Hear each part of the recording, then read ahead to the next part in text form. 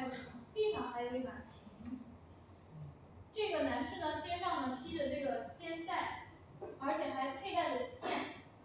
人物的衣着呢，和周围的环境显示他们是当时的上层，荷兰的上层阶级。大理石地板呢，就黑白相间的大理石地板，就帮助画面形成了非常深邃的空间。背景的两幅画里面呢，就是右边这一张啊，是当时的一个著名的画家范布伦的《老鸨》这样一个作品，是这个题材维米尔画的，对吧？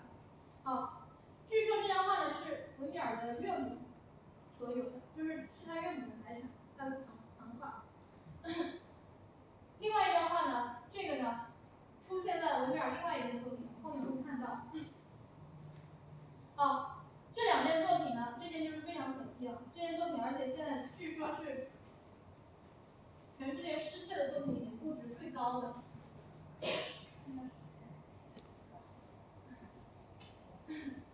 好，刚刚我们看到的是维米尔中期的这一系列，中期呢，它的风格也比较稳定了，它的风俗画呢，形成了自己的特有的语言、视觉语言和它的构图方式以及它的用色的习惯。虽然它自己本身也有变化，从这种颗粒感的这种点彩的画法，逐渐演变到非常细腻的画法，但这个细腻呢，绝对不是文艺复兴那种细腻，而是追求这种简约、简洁、形式感的一种细腻。那这个呢，就是我们今天其实开头就提到这件著名的作品。这件作品呢，它的轮廓线是经过精心的勾画，同时又做了一些修饰。它特别在于它受光的这个地方，可以看到比较清晰的轮廓线，但是到它背光的这个部分是渐隐的。这个呢，也是被很多人认为就是它其实用的光学设备去看这些对象，它是在这个透镜成像里面去捕捉这个画面的。画面当中呢，产生了很多微妙的色调的变化，就是大家可以在网上自己去找一些高清图来看，因为我们这个投影室内有灯光的原因，所以不能完全显示。它这种亮部到暗部的这种转折啊，很细腻，非常的细腻。而且这个少女呢，像这个珍珠耳环上面这个珍珠的高光，嘴唇上的这个高光湿润的这种感觉，哎，跟电影里面再现的很好。就是斯嘉丽去给她做模特的时候，在这个环节，斯嘉丽舔了一下嘴唇，就是为了让嘴唇显得更湿润，其实是为了呼应这件作品，就是这电影是为了呼应这个作品。好，那这个模特的五官呢，它被精炼了，被简化了。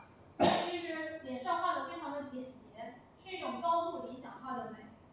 它很难呢，就是跟实际生活当中的人去对应上，也就是说，它可能不是一个人物的定制的肖像画，它不是肖像画，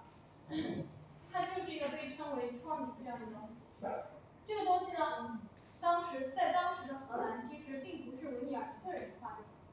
其他画家有，伦勃朗也有。好，我们来看看，窗景这个东西呢，这张画是大家从来没有看过，对不对？相信很少有人见过这张作品。它也是藏在荷兰马有茨之家博物馆。其实它也是一件人物的习作。你看这个绘画的这个对象，眼睛闪亮，眉毛扬起来，咧嘴大笑，神态很生动，对吧？而且嘴巴是张开的，里面的牙好像烂掉了一半。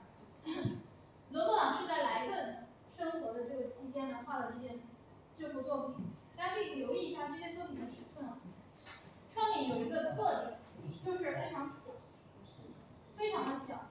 而且你看这件是画在铜板上的，我不知道你们有没有见过那个画在铜板或者铜片上面的画，有的。特别是当时的一些习作类的作品，或者说一些特殊用途的作品，画在铜片上之后呢，它就直接可以靠在这个书柜上啊，它都不用装框了。伦勃朗用了一种很自由、很松散的笔触来画这张面孔。这个其实他后来基本上也是这种风格，但是在这件小小的习作上呢，表现得非常的充分，甚呢，就是他用一些湿润的颜料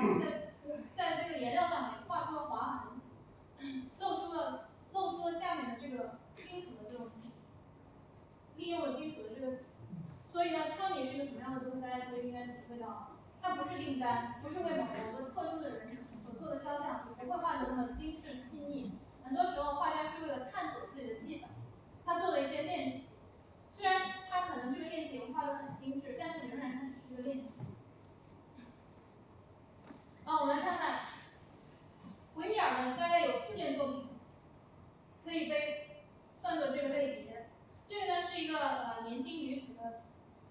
画的这个年轻女子，她藏在纽约大都会博物馆。画面当中的光线呢非常的柔和，但会发